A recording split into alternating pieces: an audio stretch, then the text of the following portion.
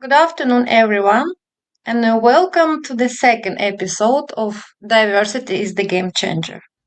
And the name of our episode today, Diversity from the Deep. And I'm honored to present one of my PhD supervisors, Øistein Jensen, who has a really diverse and remarkable career. Everything from commanding submarines deep below the ocean to leading sustainability strategies in the global shipping industry. Øystein is the Chief Sustainability Officer in Odfjell. Thank you for being with us today, Øystein, and welcome.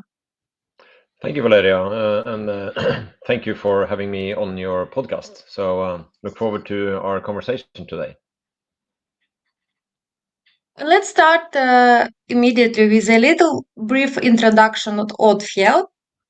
For those who are unfamiliar with the company, could you please share the history of the organization and what, at your opinion, makes Odfjell one of the leaders in the shipping industry?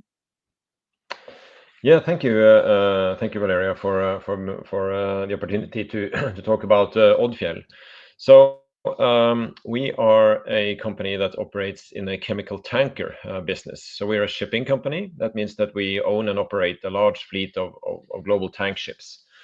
These ships, they operate all around the world 24/7.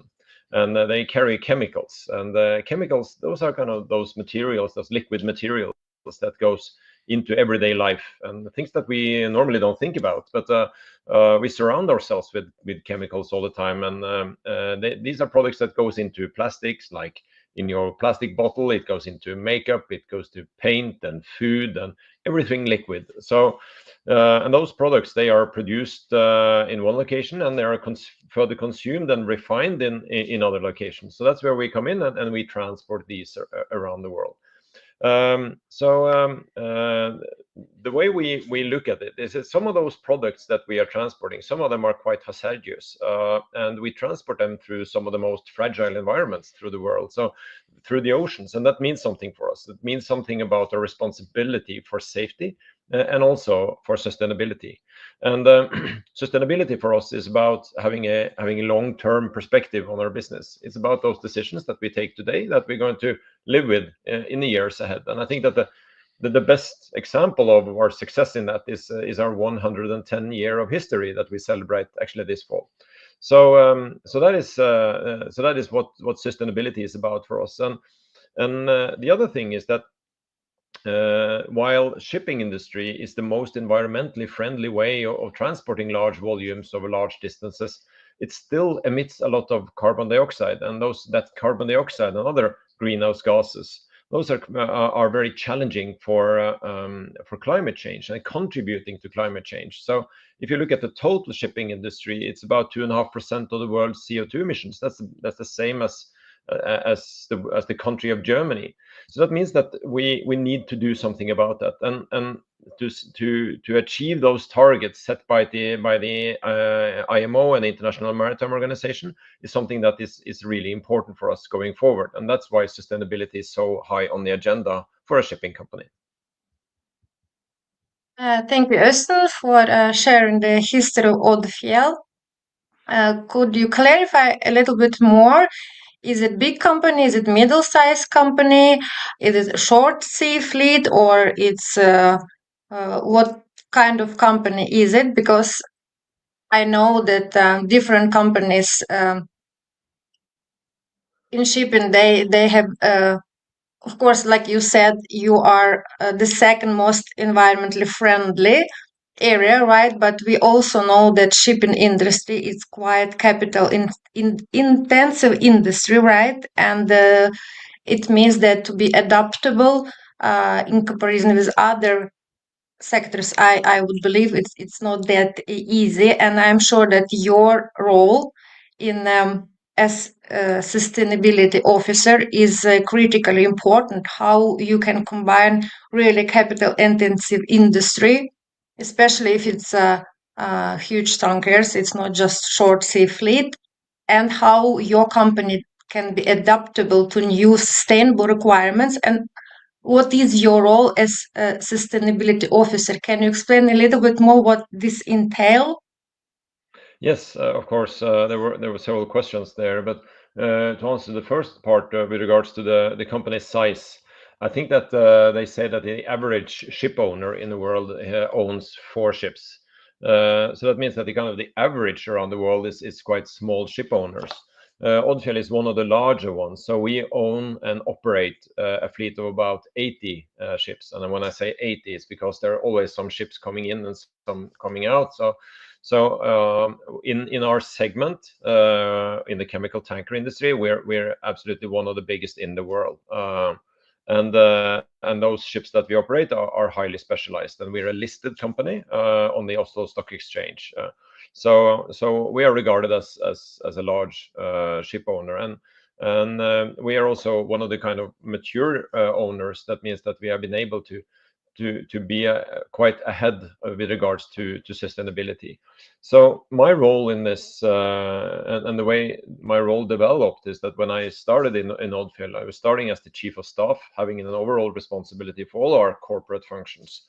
And we did that for several years, and after a while, we saw that we really needed to focus much more on the efforts that we did on sustainability, especially in order to comply with the external regulation on sustainability.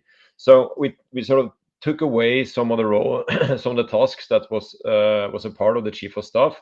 We recruited new leaders on those topics, and we allowed me to focus on sustainability. So that means that my role would be having the strategic and overall responsibility for all efforts that we do in environmental matters and social matters and governance matters, making sure that we have a integrated strategy, that we integrate sustainability matters into our total strategy, whether it's an environmental topic, or it's a social topic, or it's a governance topic. So that's kind of my role, to make sure that that is integrated into what we do, and also that we're performing in line with those targets that we set and follow the regulations.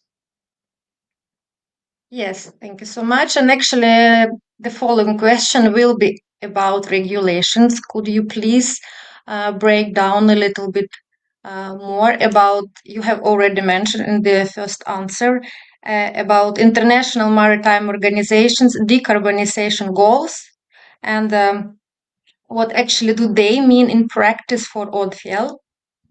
Yes, so the shipping industry, in the deep sea shipping industry, as we say, and as you perfectly pointed out, that it's very capital intensive. That means that it requires a lot of capital. Not everyone can go buy a tanker.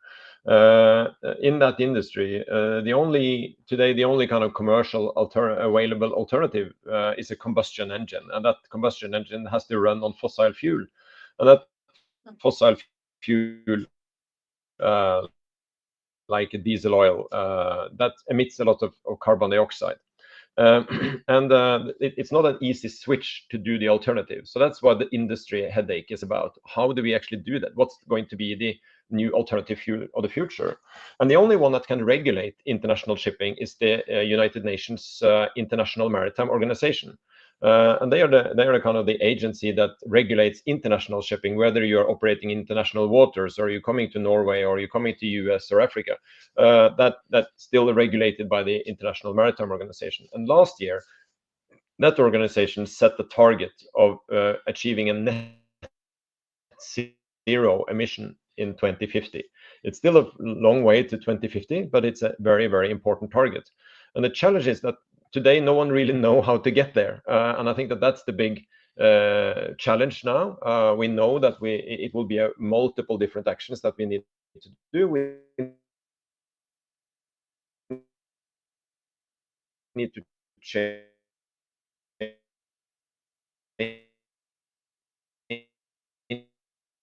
the fuel with waste.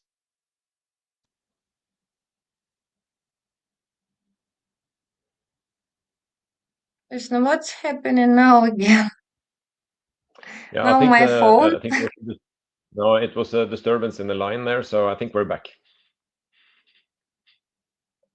Yes, and this, I don't know, my phone probably a girl. She wants just Saturday rest and fun. I'm sorry, our listeners, it's actually already double. We try to make the best professional quality for you, and we do all the best. Me and Justin will even come to our offices on the weekend. So I really hope that internet will be friendly with us and sustainable next 1 minute resilient. We need really resilience from this internet line. I'm sorry. And could you please continue?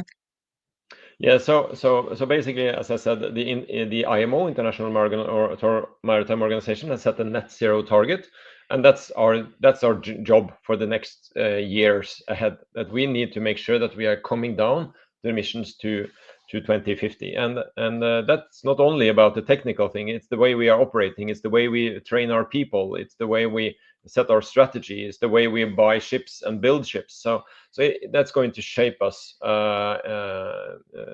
dramatically in the years ahead. Yes, thank you so much for that interesting answer, which give me a thoughts, of course, because I'm originally from Ukraine, and you have said that these goals, which International Maritime Organization has set, like totally decarbonization, right, until 2050, and I agree. Also, not just probably shipping industry, but a lot of industry they really don't know how, for sure, to achieve these goals. But I think also because of very unstable political situation now, and I'm sure that it affects a lot of shipping industry, and we all have to deal with not just decarbonizations and transparency and all different aspects which impact sustainability, but we also should care about energy independence because of the war in Ukraine, in Europe, and I know even in my country, right? I'm sure that Odfjell is uh, also affected about everything which is happening with Ukraine and war and political situation, and how you can see the connection between energy independence and your industry and the political situation in country now, how we can actually make prioritize and decarbonization or political stabilization. It's really Yeah, challenging time we are living now.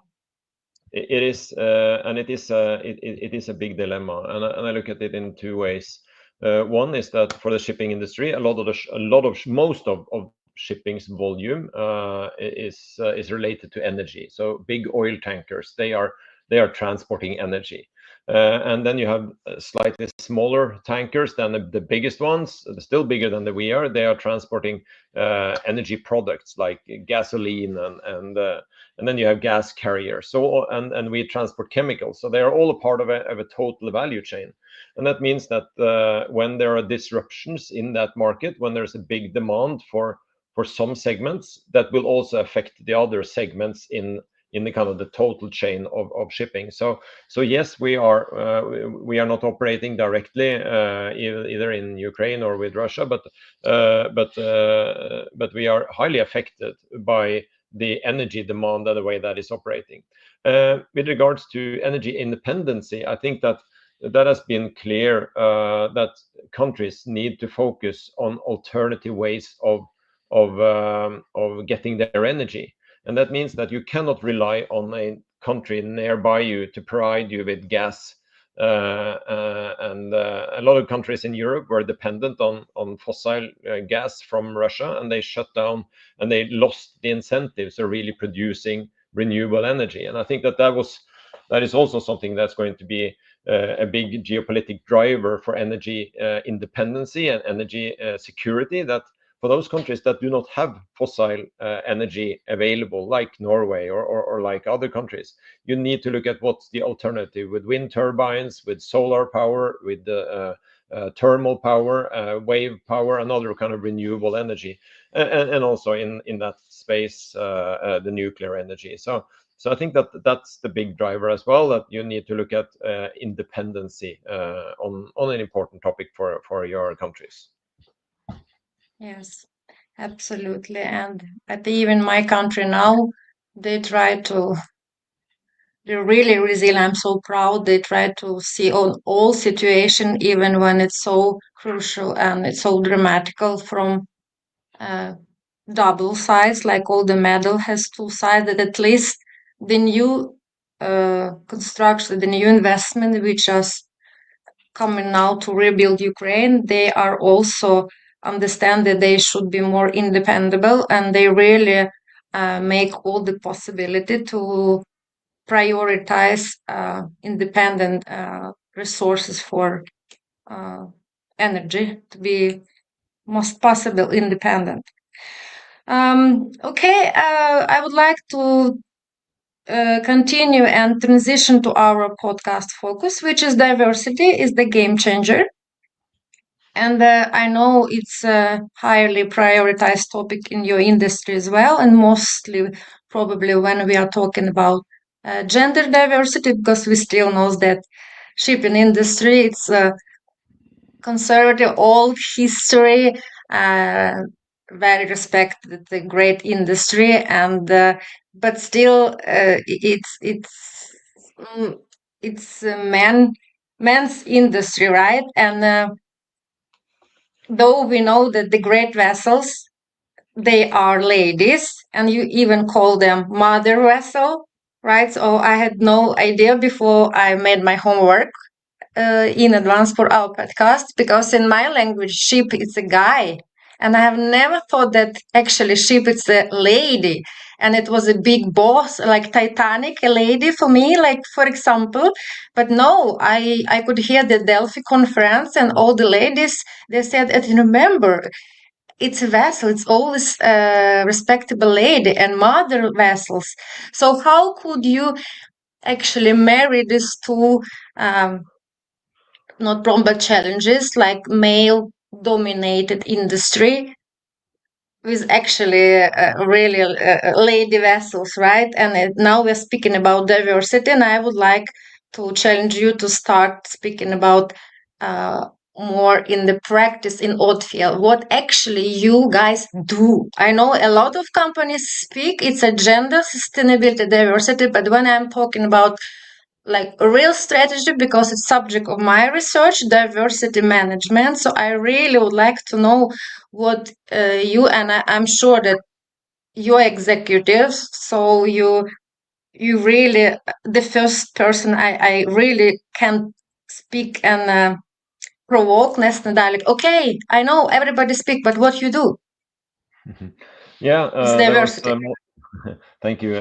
Multiple different questions there at the same time. So let's start with the old, in the old way, old times. It was and still is in many countries. The men went to sea and ladies stayed home.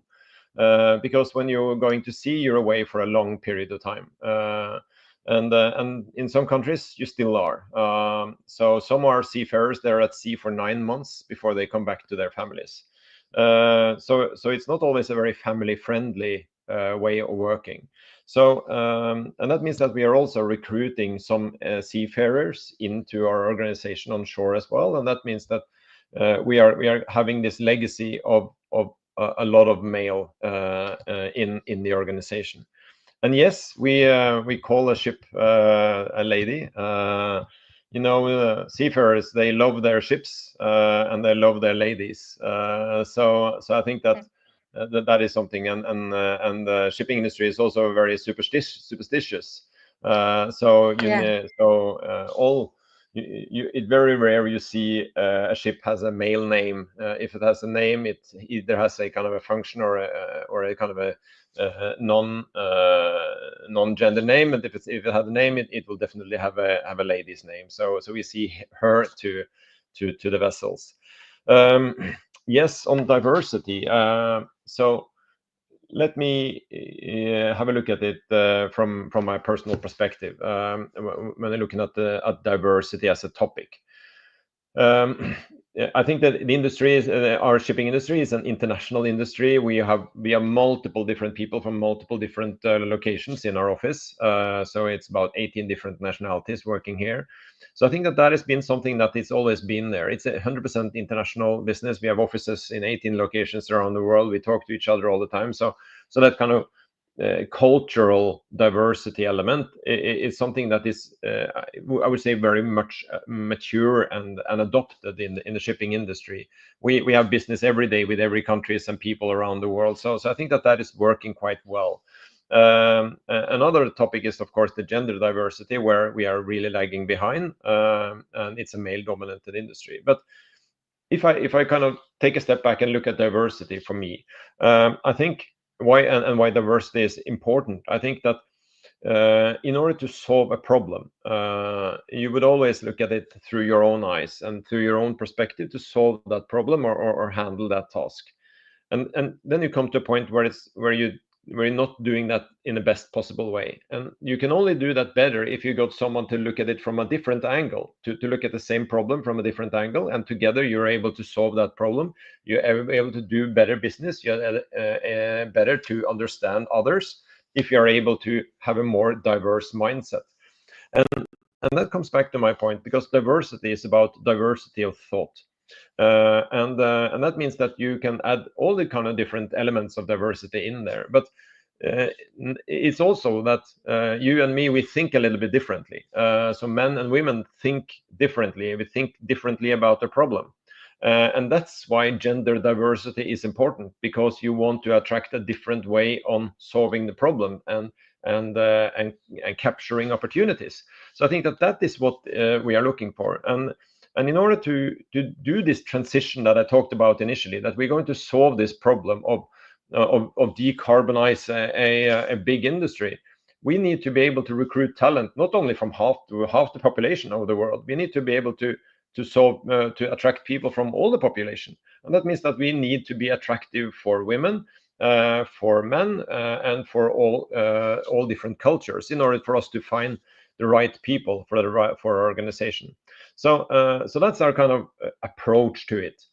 When you're talking about the different, more practical and in detail what we're actually doing, so I think that is a very good question, because a lot of people talk about it, but not all people talk about actually what you're doing. So there's a multiple different layers of activities that we do, and probably can't go into all of them, but some of the things that we realized, that when we did a advert for a position, it was written by a man. We used, when I wrote a notice for, I wanted to attract a person for an analyst in our company. We did the advert, and it was written by a man. And some of the words that we are using is slightly different. So it means that we are unconscious biased when we are writing things. So that means that we are now using a tool in order to make sure that we are able to equalize the language and make the language more neutral.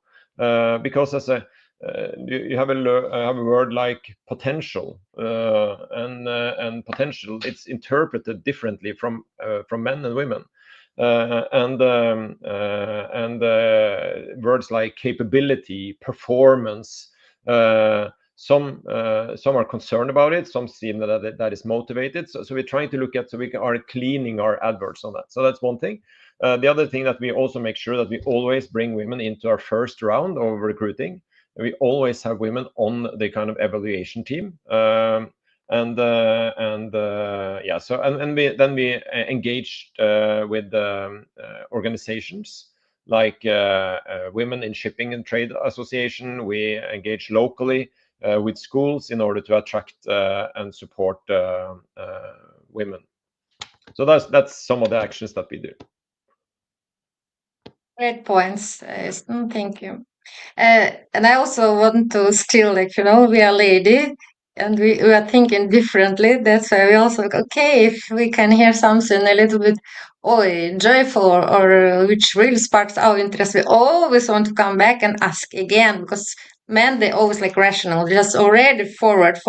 And then, but you said shipping industry, it's really superstitious. It's true. And now in my head, when it was this big guy ship, it's so strong, and when you baptize the ship and you throw the champagne, right, and you kind of hit this guy, he should be so resilient. So I understand, but now I really don't understand if the lady is vessel is, and why you should hit the lady with champagne bottle. If you love your lady, what this superstitions came from? Do you know this history? No, not really, to be honest. But we try not to do that anymore with the champagne because it's not very sustainable or breaking glass, and so we're trying to do it a little bit differently now. But in some places we still do with the champagne. No, it's a good question. So I don't have a very good answer to that. I think it's a it's a big event. We're doing a naming ceremony, as we say. But it's always the lady that do the naming. You have the lady sponsor or the godmother of a vessel. Okay, yeah, it was just sadly, it was very interesting for me. Yes, about diversity and recruiting campaign. It was always discussions, right? Who should be behind the making these schemes and how it should be proceed. And I think now we should touch a little bit about, of course, not just climate change, decarbonization, but also this trend like digitalization, which of course your industry also very in different ways affect, because many people, they are now very scared to miss their jobs and what's actually going on because of very rapidly digitalization in some industry. But for me, I believe actually probably it can kind of settle the problem, because you said like seafarers, sometimes they have to be almost 9 months away from the family, but maybe now we can do a lot of stuff just simulating, just with the help of digitalization, which actually can be also encouraged to invite women to participate more. So it's just my opinion. So what do you think about digitalization in shipping industry? What can you see? Because it's more conservative industry actually, but is it good trend? What's your opinion about that? Well, I think that digitalization it's extremely important, but we also need to kind of understand what digitalization is. One of the challenges with regards to digitalization, and especially from a shipping perspective and the different ships, is the bandwidth. The possibilities, as we have seen here, that we're challenging internet. Sometimes you don't have a cable to a vessel. You need to go through a satellite. And sometimes you don't have that access, and that means that previously it has been problems for seafarers to get home and get contact with their home, and it's sometimes been difficult to get data from the ship to shore. And that means that in order to do digitalization processes and that we can make our processes more efficient, take more educated and more analytical decisions, we need data. But we need also the opportunities for our seafarers to call home. So now that is significantly improved. So we have been using now the Starlink system developed by Elon Musk. So there's multiple of satellites around the world now. So we have increased the bandwidth. So that means that our seafarers can call home. They can do podcasts or having a conversations with their loved ones, which is good. It's not always good when they have a fight with their wife when they're on board, but but that happens as well. But so that is one aspect. The other aspect is that we are able to collect the data from the engine, from the cargo, that they are able to do more educated and more analytical decisions. So that's where digitalization in our business really come to effect. And with regards to people are afraid of losing their job, I think that what I say to people that let's let computers do what computers are good at, and that's the kind of the boring things, the analytical boring things. That's what computers are very good at. Computers love that, and we should do what people are good at, and that's people interaction and having a sound judgment.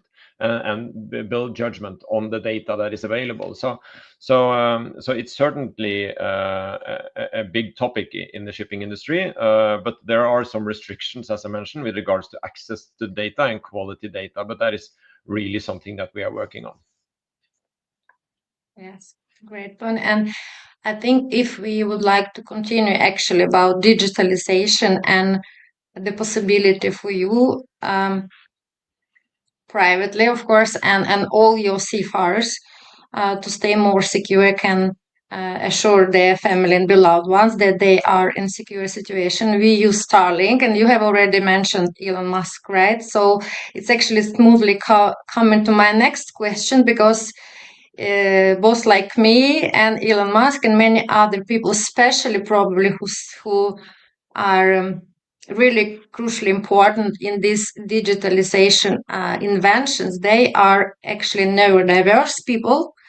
And now this special emerging trend like neurodiversity attracts a lot of my attention due to PhD research, where I do a lot of different types of research about diversity, gender, and socioeconomic and cultural. But more and more, it's getting my interest about neurodiversity and how these people who proceed information and work differently, how really they can be used not just with label disabled, but like you mentioned in the very first answer, that you are actually so in your company and you as well appreciate the diversity of thoughts and you care about every single talent. And then it's really under this domain, I mean, neurodiverse people, they are really also talented people. So how you believe we should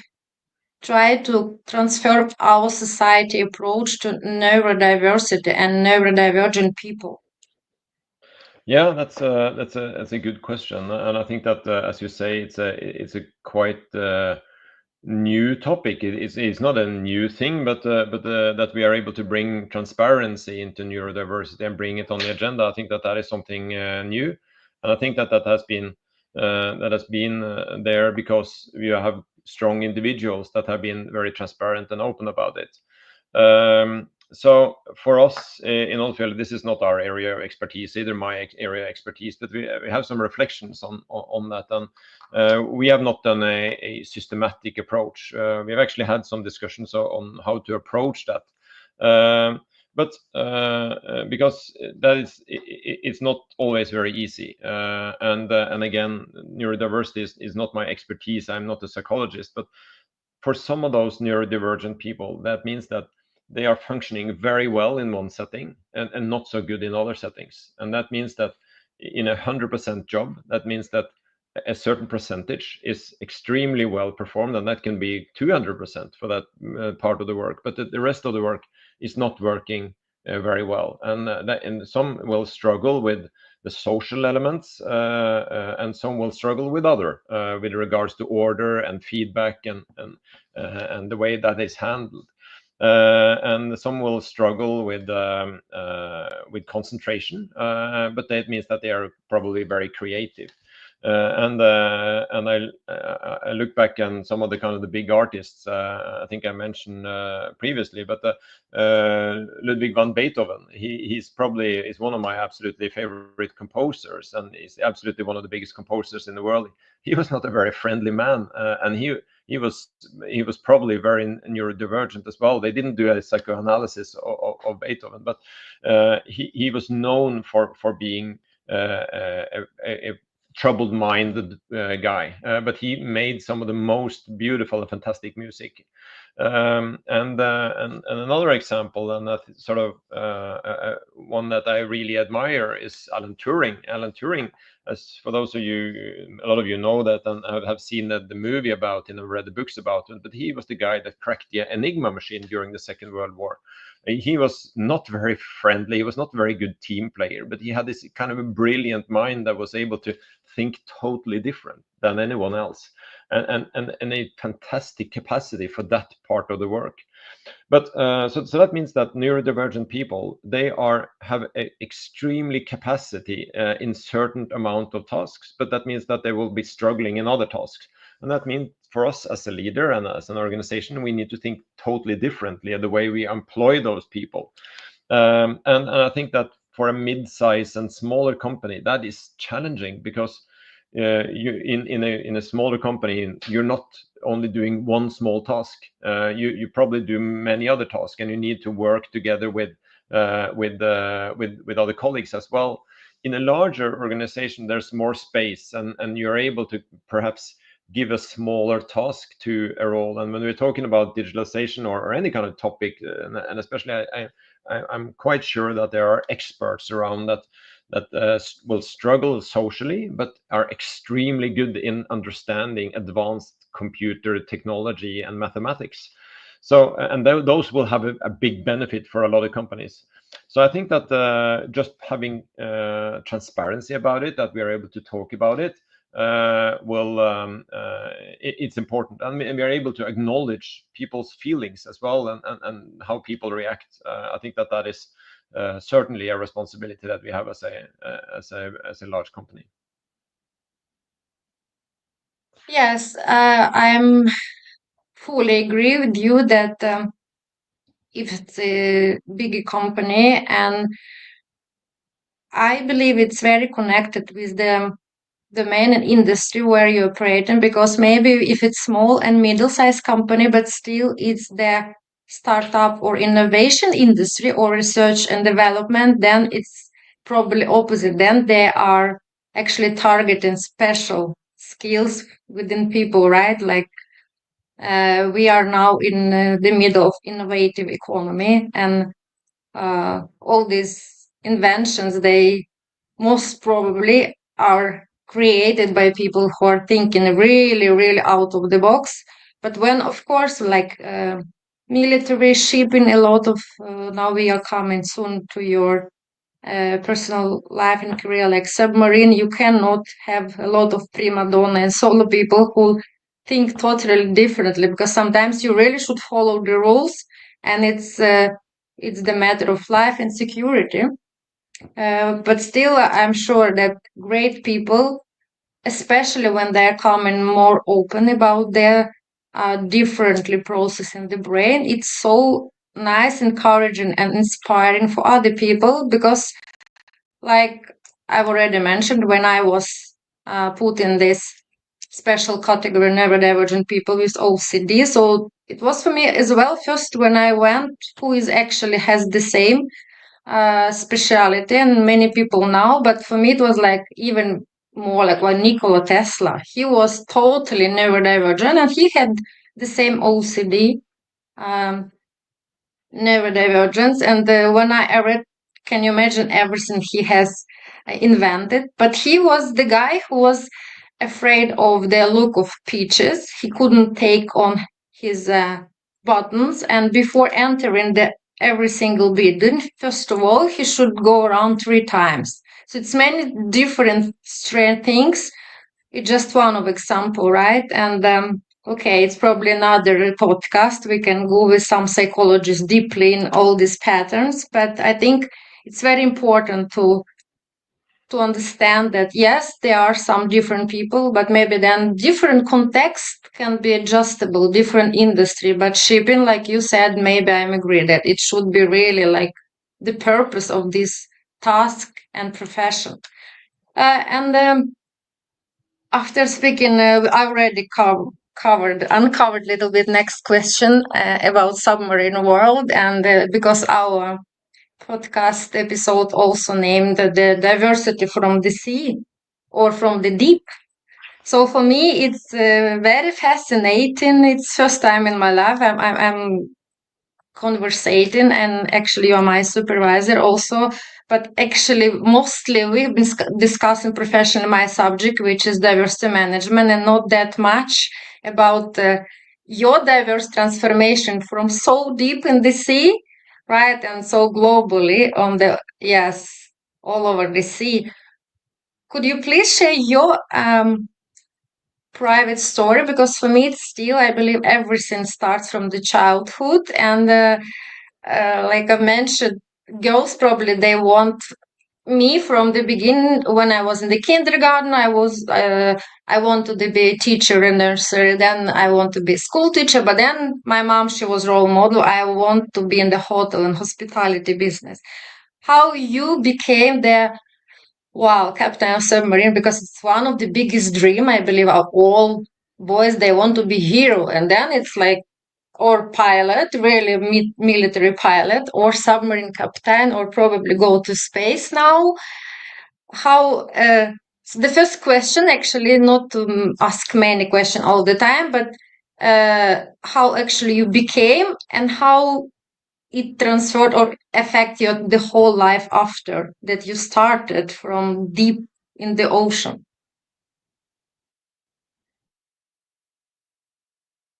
I'll do a 1 minute life story, but going back to the childhood, as you mentioned, and maybe ideals there, and I think that the kind of the heroes. It was a good point. For me, when I grew up, my father was working as a fireman, so he was working in the fire department, and I remember he was in a big fire, and they were able to rescue a baby, and he told me all about that, and it was covered in the news, so it's the front page of the news where he was there, and it's those kind of movie scene actually, where they were carrying out a baby out of a burn. So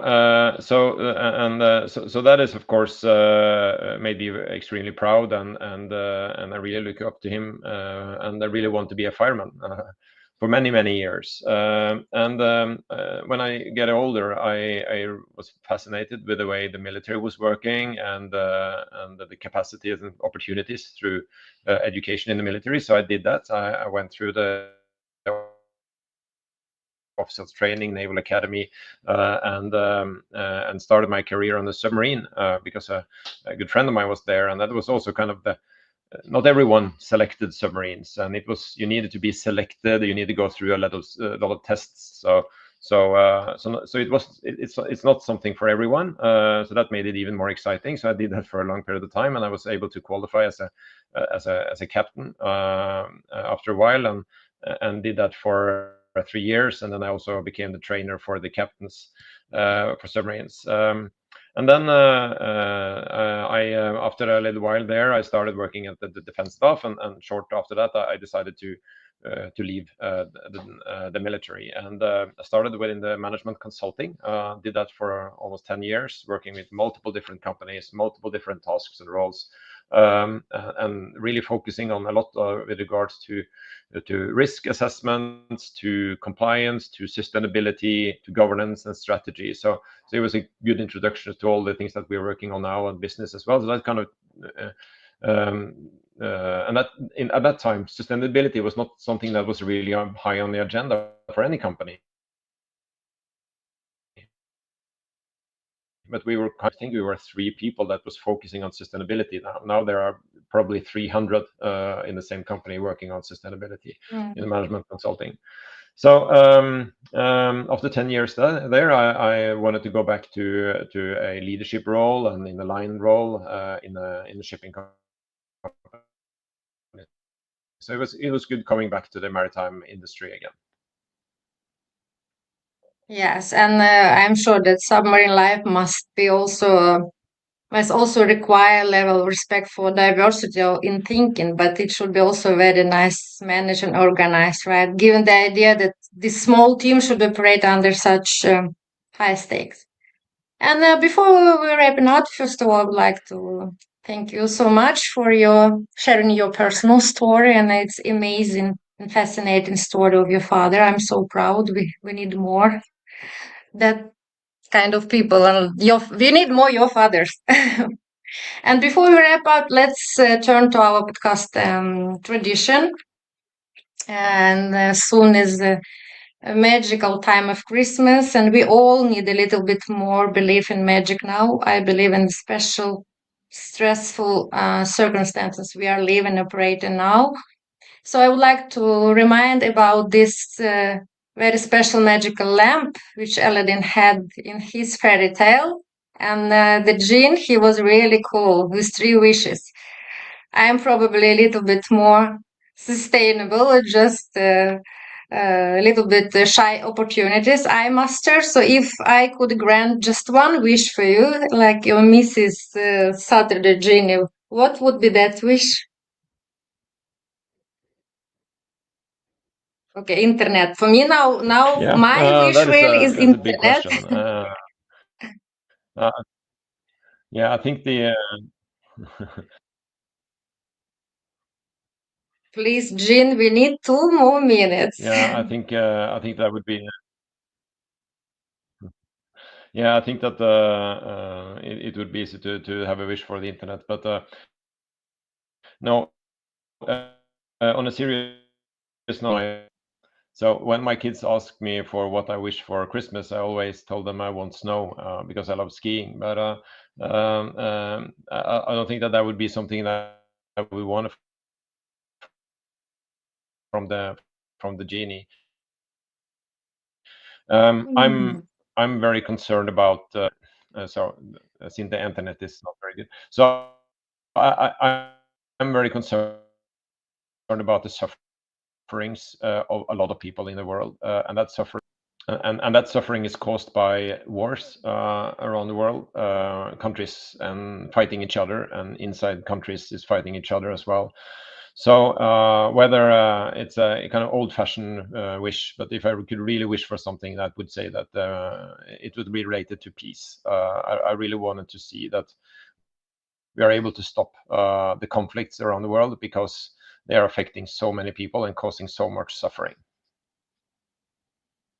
And with this great and, of course, very important wishes, we all are joining, and let's just, yes, summarize all our power to send it to all genies and all fairy tales. And with these words, I would like to thank you, our listeners. If you listen us now, so you're still with us, which is very nice for me to know that you're at least becoming a bit being a little bit loyal, even if we have that much troubles with internet. And I would like to finalize our episode again, coming with diversity, and by quoting the Werner Myers. Diversity is being invited to the party, but inclusion is being asked to dance. Thank you for us. Stand with us together, and we are soon back. Thank you, Øystein, for being with us. Thank you for having me, Valeria.